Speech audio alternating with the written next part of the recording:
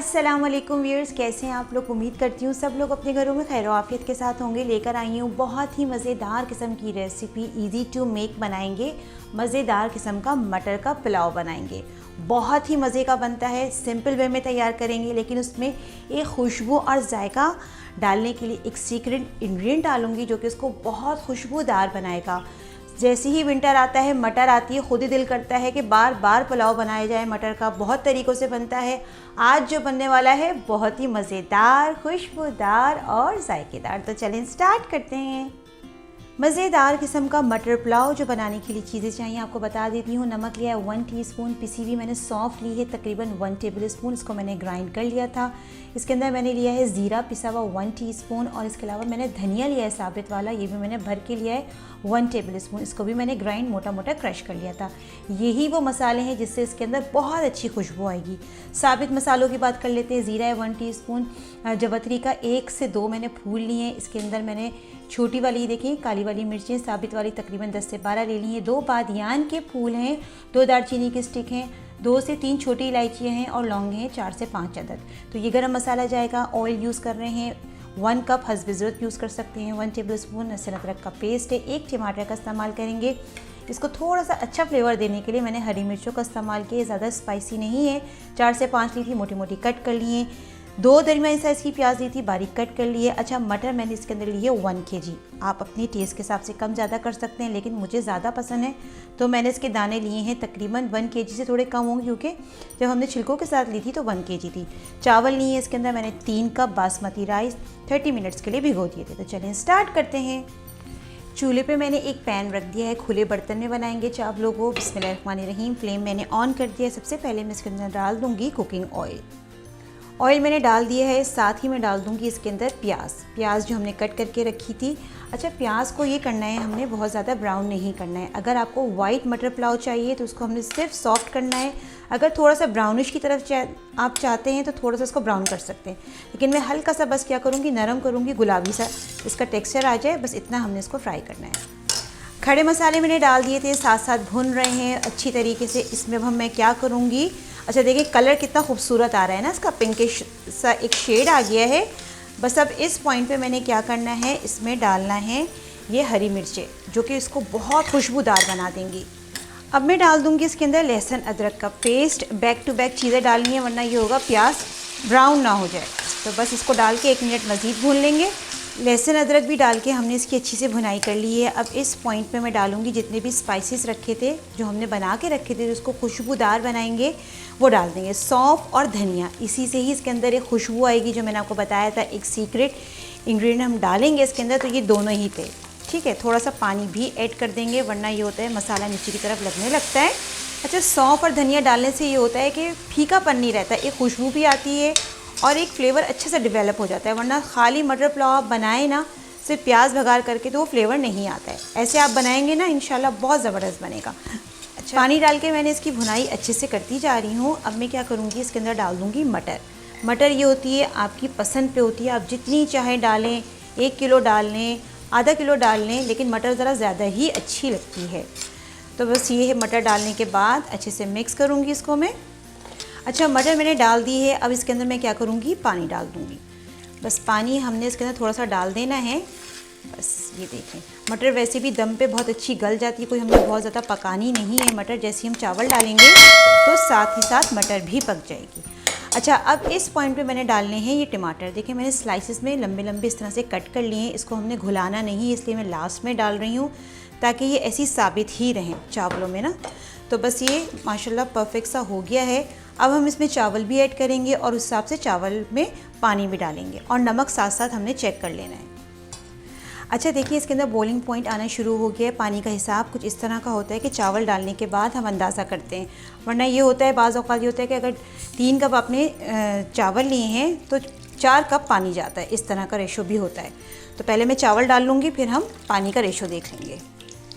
अच्छा, चावल मैंने इसके अंदर डाल दिए हैं। अब हम इसके अंदर डालेंगे पानी, ठीक है। तो पानी इतना डालना है हमने कि चावल जो है इसके अंदर अच्छे से डिप हो जाएं। अब ये कम लग रहा है तो पानी इसके अंदर मज़ीद और जाएगा। पानी में इसके अंदर मज़ीद ऐड कर रही हूँ। ये देखें, बस इतना इनफ है, इतना होना चाहिए कि चावल हमें दिखने नहीं चाहिए, ठीक है, इसके अंदर इस तरह से डूब जाने चाहिए। तो तकरीबन ये समझ लीजिए इसके अंदर मैंने 4 ग्लास ही पानी डाल दिया है। अच्छा, इस पॉइंट पे आपने नमक को चेक कर लेना है, अगर नमक कम है तो आप ऐड कर सकते हैं। अच्छा, नमक मैंने इसके अंदर चेक किया था, जितना मैंने डाला है बिल्कुल परफेक्ट है। आप टेस्ट ज़रूर कर लीजिएगा, अगर नमक कम रह जाता है तो खाने का टेस्ट कंप्लीट ख़त्म हो जाता है। अच्छा, अब मैंने क्या करना है, इसके अंदर मज़ीद इसको फ्लेवरफुल करने के लिए, ये कम्प्लीटली ऑप्शनल है, आपके पास चिकन क्यूब है तो आप वो भी डाल सकते हैं। मेरे पास चिकन पाउडर है 1 टीस्पून मैं इसके अंदर डाल रही हूँ, जो कि इसके फ्लेवर को मज़ीद इन्हेंस कर देगा। अगर आपके पास है तो ज़रूर डालें, नहीं डालना चाहते तो स्किप कर सकते हैं।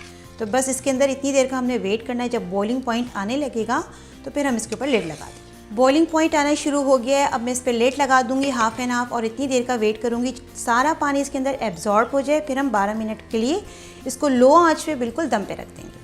अच्छा, हमने चावलों को तो दम पे रख दिया है मटर पुलाव को, लेकिन साथ में कॉम्बिनेशन बनाएंगे जो कि उसको मज़ीद अच्छा करता है। मुझे तो बहुत ही पसंद है, मटर पुलाव हो और आलू के कबाब हो। तो देखिए मैंने आलू ले लिए थे, तकरीबन 1 kg से थोड़ी कम ही है, आपको जितने पसंद है आप ले सकते हैं अपनी ज़रूरत के हिसाब से। मैंने बॉईल कर लिए थे, ठीक है, बॉईल करने के बाद पील ऑफ कर लिए थे। अब जस्ट हमने मैशर की मदद से इसको मैश करना है। बहुत ही अच्छी कॉम्बिनेशन इसकी बनती है, मटर पुलाव और आलू के कबाब बहुत ही जायकेदार लगते हैं।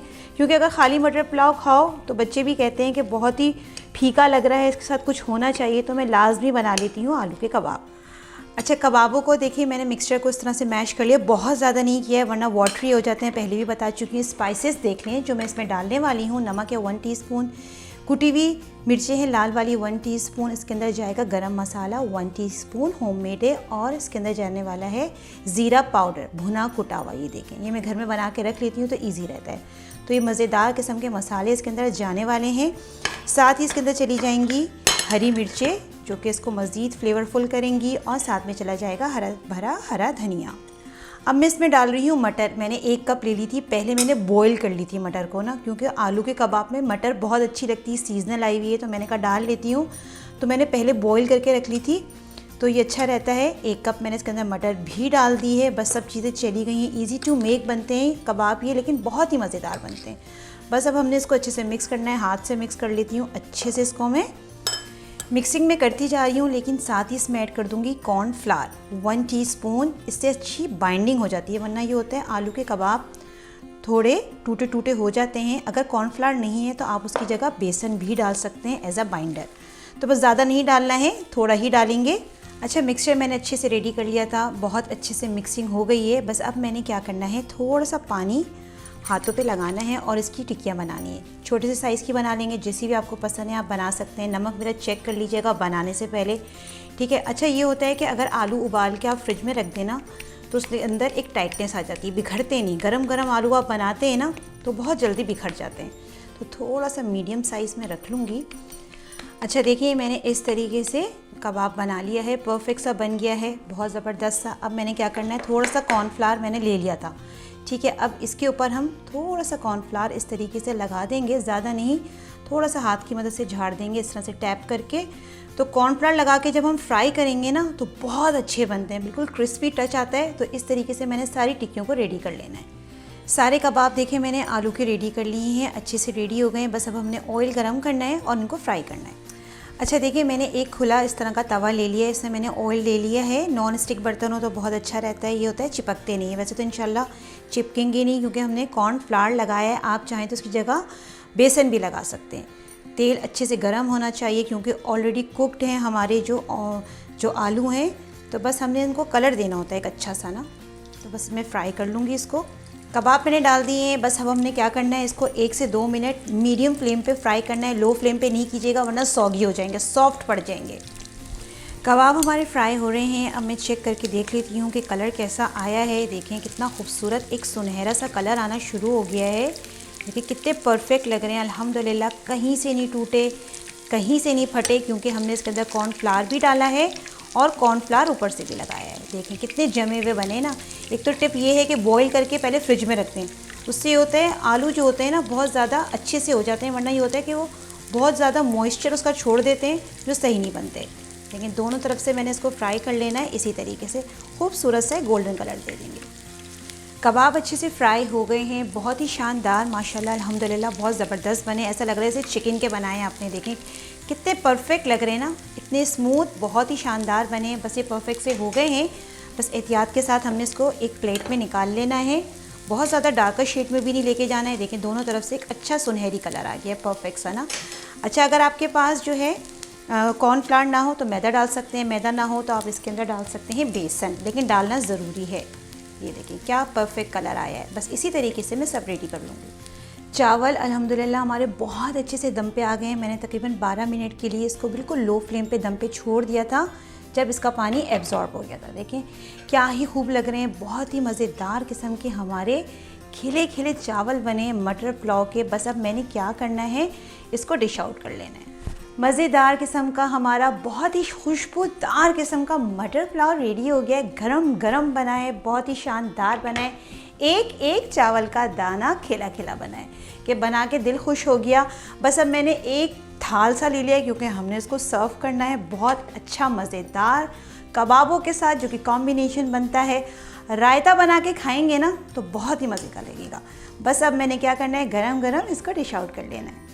मज़ेदार किस्म का मटर पुलाव अल्हम्दुलिल्लाह हमारा रेडी हो गया, बहुत ही शानदार। देखिए एक प्लेटर बना है, क्रिस्पी किस्म के, क्रंची किस्म के आलू के कबाब परफेक्ट बने, आलू मटर के कबाब, और साथ में गरम गरम खुशबूदार मटर पुलाव रेडी है। बहुत ही शानदार प्लेटर बनी अल्हम्दुलिल्लाह, रेडी टू ईट है। मज़ेदार खुशबूदार जायकेदार प्लेटर हमारी रेडी हो गई है, जो कि हमने बनाई है मटर पुलाव की, खुशबूदार किस्म की, साथ में क्रिस्पी किस्म के हमने कबाब सर्व किए आलू मटर के। एक बहुत ज़बरदस्त कॉम्बो प्लेटर बनी है, बहुत मज़े की बनती है। रायता सर्व करें साथ में, मज़ा ही आ जाएगा। तो लाजमी ट्राई करना है।